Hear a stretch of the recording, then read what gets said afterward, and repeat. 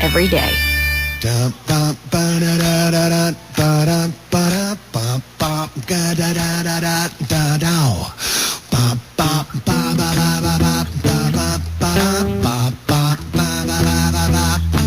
on, boys, let's go.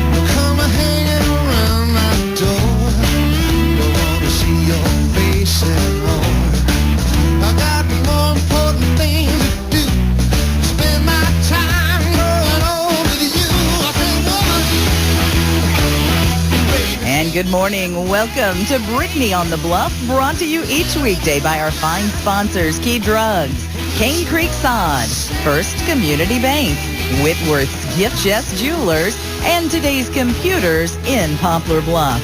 First off, got to say congratulations to Margaret from Bloomfield. She won that $20 gift card from Crab & Company at Lake Wapapella. She knew the right answer. What's the number one name for boys these days? It's Noah in this country. Noah overtook Jacob. Jacob was the number one for 14 years, but now Noah is the most common name for boys in the United States. I like that name. So that's interesting. Yeah. Both good, strong biblical names. And Crab & Company's good. And Crab & Company rocks. Yeah. I've been craving Crab & Company. Maybe this weekend I can get over. I haven't been able to get over yet since they opened for the season, but huge portions. Oh man, good stuff too. Yes. Good stuff.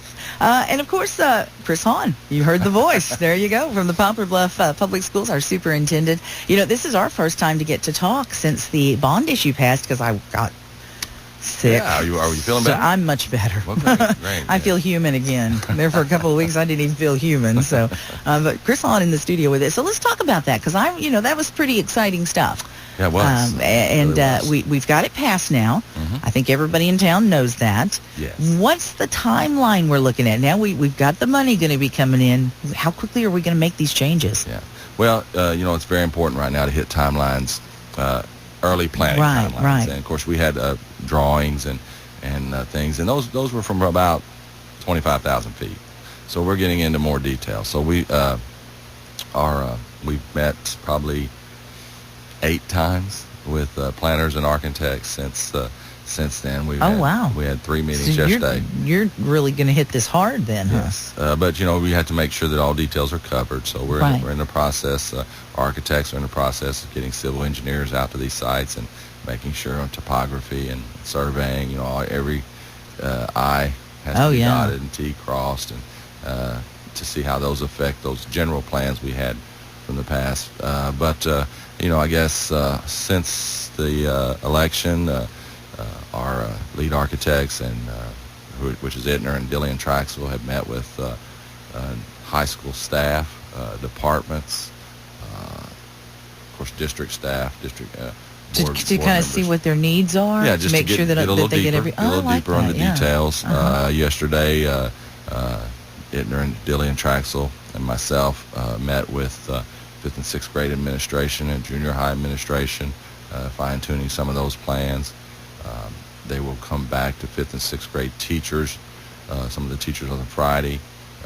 During June, we'll be probably have all called to some other 5th and 6th grade teachers and junior high teachers and some high school groups. So our plan, or the plan to hit the deadline, is to have schematic, detailed drawings done by July 16th. Oh, how exciting! So that's the first big deadline that we have to hit, because then you get to design and development. But basically we're looking at keep working on these plans as far as when would people's world kind of be turned upside down. Yeah, that's what probably I was next thinking. spring. Next is spring, probably what okay. we're looking at. We're probably looking to go out to bid February, March, begin things that we can in April and May, and then when school starts out, lets out that next summer, it'll be pretty much around the year to the following fall of 2016. 16. Well, we're talking about a lot of changes, moving, some grades to different buildings entirely. What's step one? Beside the designing, what's the actual movement, step one? I guess there's step one and step 1.5, maybe, I guess. Okay. For one thing, our timelines are a little pushed quicker at the junior high. Okay. Because remember, that has a FEMA grant in it. The time is ticking right now. So that you got to use that money before a specific date and so we have to have that so. design and moving. So that's up to the front of the burner also. Okay. So we're looking at that FEMA structure, which while we're doing that FEMA structure, we're looking at developing at least 6 to 9 new classrooms, either attached to that FEMA structure or on top of that FEMA structure. Right. Both those plans are being cost analysis right now to see which is the best, and so that's going forward. Then the plan does not work until you get the site at the 5-6 and the site at the high school flipped, and so those will be going on at the same time. So those will be quicker too. So we'll start on those quicker. Some of the elementary work, specifically Eugene Field and Lake Road and Oak Grove, is not tied to that flip because it's just because there's not a lot of internal construction there. So we're looking at those sites, the Eugene Field, a connection being built, a flipping of a playground. That can be independent, so it's not tied to have to have that done before. Right, can be done on its own. O'Neill is tied a little bit to the other project because there's extensive work being done on that 4th grade wing, which is, if you're familiar with O'Neill, you know which one, the 4th grade wing. It's actually one of the wings where there's some entryway from the outside. Right. And we really can't get in there and turn that around until we move the 4th grade out. Okay. So that one is going to, some of that could be done. The connections could be done, but or they may all be done at the same time. But that one is a little more dependent on the other 2 big projects. Boy, this is going to be kind of a logistics nightmare kind of thing. Well, it is going to be it's going to be a bit inconvenient for some folks, but it's just going to be temporary, and then when it's all done, it'll be worth it. As far as our public and they're dropping off and all those things, probably next year you're not going to see a lot of discomfort or inconvenience. Right. But when we start school the following year in 15-16, that's when we're going to have routes differently, different pickups, construction going on in areas. And of course we hired some really good people, and I'm sure we'll get some great contractors and subcontractors that have been experienced in this process of building around schools, building around colleges, and we'll be very safe and quadring off places. But one of the things that probably we'll start first is Oak Grove, because of the loop road out there. So you're going to see that playground and the front entrance of that flip probably this summer. Good. And then the junior high, you're going to see construction out the back. So really, quicker. What can be started is going to be started right away. Yes.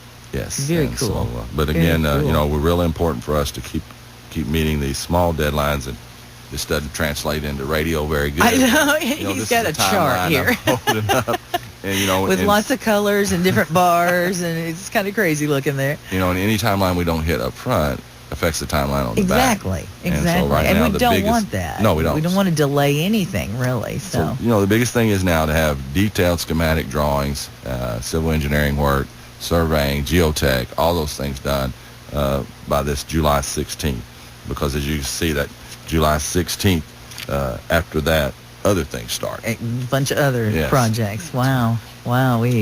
It's exciting. It is exciting. I mean, I'm just kind of, I don't know. I can't wait to see all these changes and see how it's going to help our students be served better. I'm excited about it. And we're trying to build each one of these buildings, at least for that middle projection, of students. And so each one of them will have some growth areas, growth classrooms. Which we will need. We're going to be right now we're looking at somewhere between 12, maybe 12 growth classrooms in the new high school. So, oh, wow. So, again, we're not down to exact detail, but that's where we stand right now. We'll do some cost analysis and go from there. But big thing right now is meeting those exact, what they call schematic designs. Never heard the word before a month or two ago, schematic designs. And now you're a pro. 760. Well, I don't know about a pro, but we're staying pretty close to it. And I want to just Right now I want to thank the board and I would thank a lot of people, but right now in this process, thanking the board and my staff, because they're spending a lot of time, extra time, Sure, yeah. and getting this done. But it's they want to also, Yeah. so it's great. It's going to be wonderful. It's going to give us a lot of room to grow, which we need. It's going to give our students better places to study because they're going to be safer, with all these outside entrances closed off and all that. It's just going to be a really nice change. So are you still getting a lot of questions from parents? Are you getting calls or have they, since the election, have they kind of gone, oh, okay, we got it, relax? Not a lot of questions yet, but I mean, things come up from time to time, and sometimes they haven't been determined yet, but not a ton of questions. A lot of excitement over the last month. There really has been, Yeah. and the night of the election was just it was a great feeling, for this community to make a historic what I call historic investment in our schools. We are the envy. A lot of the local superintendents in schools right now to be able to get that type of support from your public. There are a lot of questions on how we did it, and I think the key point there is how we did it. It was a we, community, it was, wasn't staff, just everybody, a lot of teamwork, and that's one thing that and I would tell other school districts is get people involved early, and when it gets time to really get the question out there, get a lot of people involved deeply. And that's what we have, some deep commitment from people that were willing to put themselves out there and put their time out there and visit people. And not only that, but they took a lot of time to learn what this was all about, so that they could answer questions for people and they could tell them what was really going on and that kind of thing. So, I mean, it was an investment. They had to educate themselves before they could get out and educate the rest of our citizens about what this issue was about. So a big thank you to them for investing their time and energy. I know a lot of community leaders that were out there going door to door. Exactly. To let people know about this issue. You don't see that every day. You just don't see that every day. Staff and most every one of my administrators, the last 3 weekends spent going door to door and answering questions. So it was really a great team effort. Again, we're being asked a lot of questions statewide. I anticipate it looks like that we'll be presenting at our state Missouri School Board Association on this process. Oh, wow. We've been asked by a lot of other superintendents to submit a proposal to speak to that group. So very looking forward nice. to that. And again, that'd be a pretty big group of people that would go up there and talk because everybody had a lot of parts. So again, we're excited. You took everybody that was involved. Yeah, I don't know if we could take Poplar Bluff up Had there. to bust the whole town. But anyway, we are excited, and we are really wanting, it's our staff and our board, what we want to do now is deliver. Absolutely. We just want to deliver. Made a lot of promises. Want to make now sure got to make sure that those promises are kept. Yeah, keep those promises, and if we have an opportunity to be frugal and do a good job of design, and if we can offer some things more than we promised, even better. or even be able to do some work at some other schools, we will. Or if we come under that, it would be great too. Well, you know what I'm really excited to see when they're finally done is the new science labs. Yeah, exactly. I can't wait to see that for some reason. Our science teachers are pretty excited about that too. I bet they are. And we're hoping that the junior high edition of those 9 classrooms, we'll be able to put, not maybe science labs, but tables and water, at least water in each one of those, a set of sinks in each one of those, maybe not out in lab tables, but around the back. Yeah, so, sure. All those teachers and those flexible technology spaces that we could use that, right now we offer a computer lab at 5-6, and so at that 4-5-6 we're going to have some flexible spaces. Computer lab now, it may not be computer lab in the future, it may be whatever you need it for. And so we want to make sure we design flexible spaces that we're not, just that this room will be this forever. Right. And so, being able to have, technology and plenty of electricity in that room. Sure. And flexible seating so that we can move things around and change it, because what we teach now in 4-5-6 may be a little different years from now. Yeah, I mean, look how quickly it's been changed in the past several years. Exactly. So who knows what we'll be doing next. But I like the fact that this plan was all done not just to meet our current needs, but to meet our future needs. Yes. You know, so that we don't, 10 years from now, we're not having to come back and say, hey, we've run out of room again. Mm-hmm. We'll have room. We should be in great shape then. So, well, it's very important for us to take this investment and make sure it takes care of our building needs. You know, it would not be good for us to have to come back to the public for something else. Right. So something that is not being taken care of through this levy increase, we need to make sure that we have reserves built to supplement that change. So absolutely, it's very important to us, and that's where we're at right now. Is deliver. Well, it does. It has made you, like you said, the envy of a lot of school districts around us. But that's not the only thing. I think our digital transformation as well has kind of made us the envy of some other school districts, some other schools that have come to you and said, you know, we're thinking about doing the same thing. Can you help us out? You've been doing that. Yes, we have, and we're getting ready to expand to a bigger level. We're going to our high school next year. Tonight we have a parent meeting for anybody that wants to show, just an informational meeting. We're not asking for insurance or anything like that, just information. But at 5:30 at the Cape Porter Theater, we're opening it up for parents, and we don't know specifically how many we'll have, but we'll be there to answer questions, give them a brief rundown of the program if their kids have not been involved in it in the past. So you're looking at 6th graders coming up to 7th grade, and then anybody that's freshman, sophomore, junior this year. Our 7th and 8th graders pretty much know what's going on. Yeah.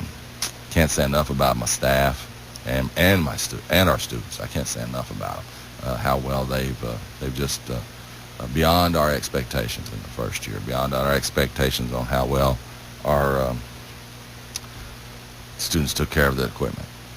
Well, did you have any big problems with the actual computers or anything? That weren't able to be worked through. Good. Above 800 devices. We've had one that could not be used again. Really? Just one? Just one. That's not bad.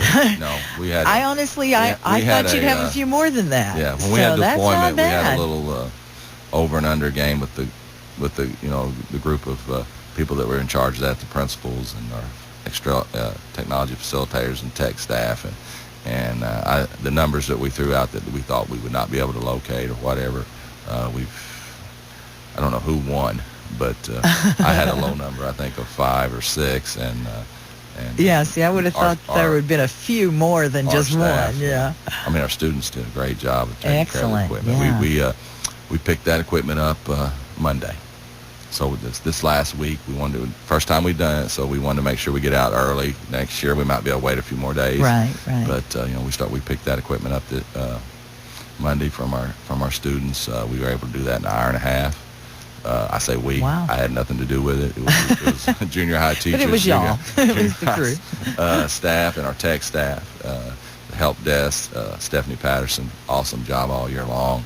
That was a busy place this year. Well, of course, I saw a lot of the kids working on them at Boys and Girls Club, and I helped them with their homework on a few and that kind of a thing.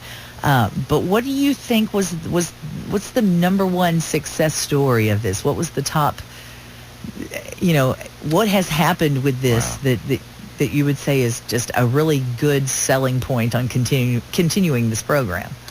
Well, we're still looking at data, and 1 year's data is not going to make the difference. Right. But I'd say that the big thing on our staff is they see they were actually able to see endless possibilities. Yeah. And we had teachers that were retiring this year, and they just many of them just jumped in there and probably had, with the combination of the philosophy of capturing kids' hearts and building teams and building social contracts with the digital, they just may have had the best year they've ever had, they said. Wow.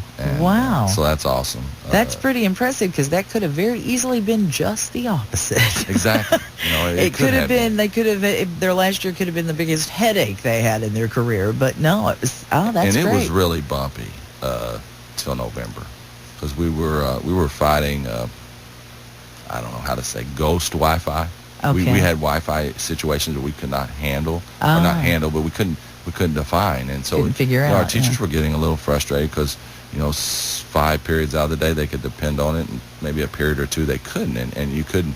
We had areas in our junior high, certain classrooms that were worse than others, and Wi-Fi was new to us. Sure. At that level, right? When you take 800 students and you ask them to log on, and then an hour later they all move and log back on, and so they're leaving wireless points to go to other points and be accepted at those points. That was all new to us. Right, but through research and bringing in, talking to Mooresville, talking to some other schools, and bringing in a little bit of help, we were able to find that it was a couple switch problems that we thought could handle. We thought were able to handle 1,000 devices, but with the Mac they were only able to handle 300 devices, and some others, a way of how we structured our network and solved that. That was probably the turning point. About November, yeah. And this year, so people, teachers could rely, on that Wi-Fi. And so, we met, I don't know, probably a couple months ago, and we meet every Tuesday on this issue.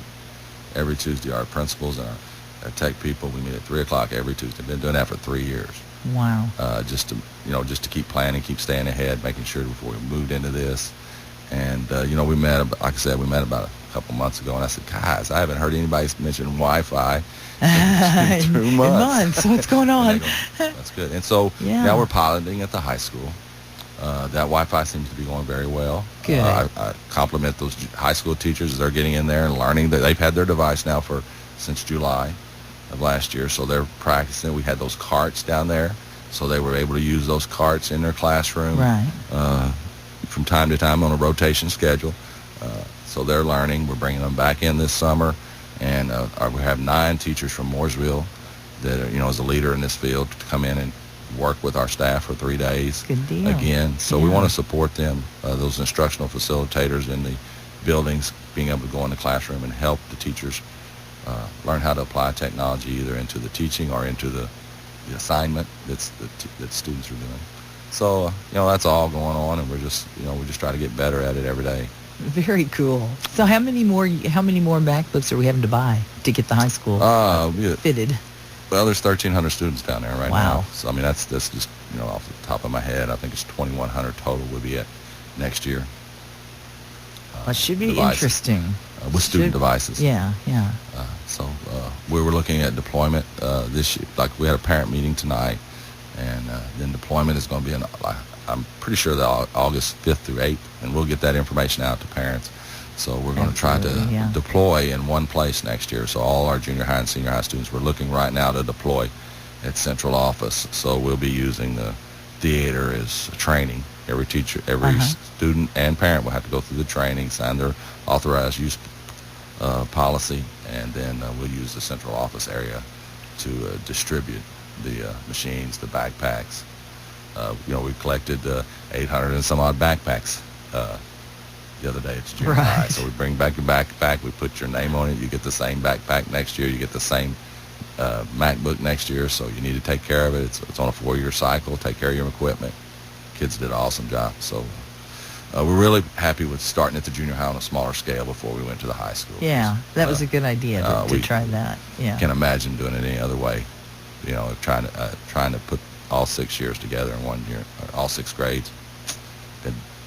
Yeah, that would be very difficult. Yeah, and imagine the Wi-Fi problems then. Yeah. Well, I bet there's some of those kids are going to be missing those things. Probably we're going to reissue some, so. Not to take home, but we'll, like at the junior high, they'll have access to carts again during summer school. So summer school starts June 2nd.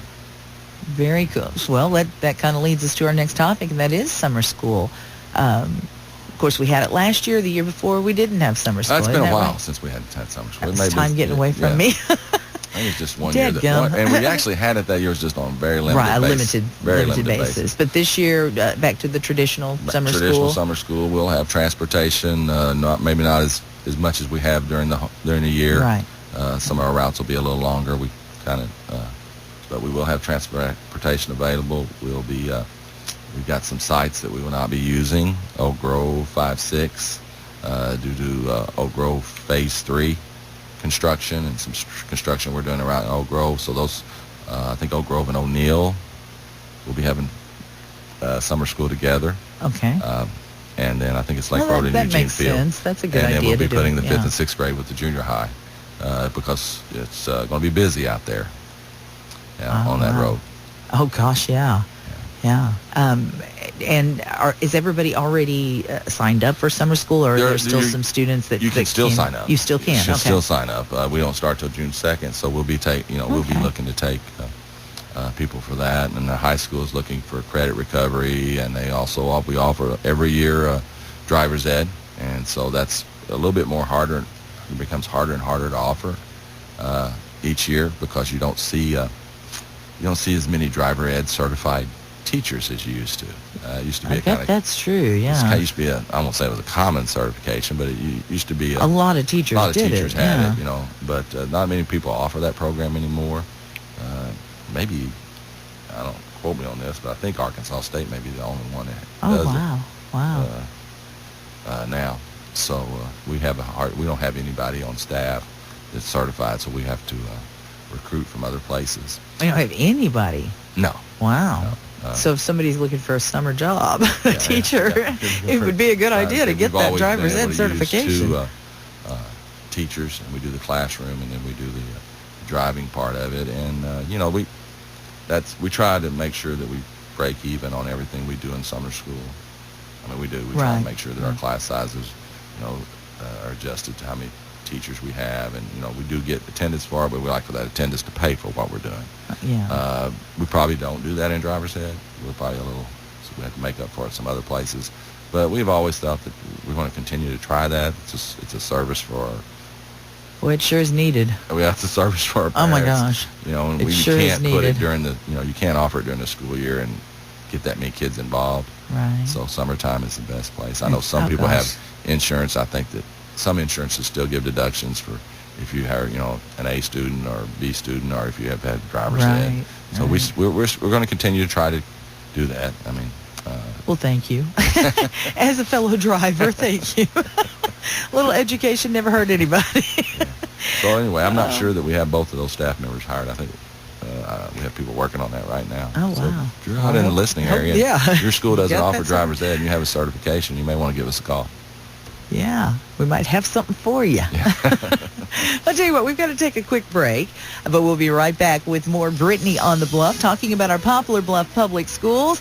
All kinds of exciting things going on. Of course, the big school bond issue that passed recently, that's going to be a big topic for us for the next couple of years. The digital transformation, moving it into the high school now. I can't wait to see what happens with all this. More Brittney on the Bluff right after this on today's Talk 930 KWOC.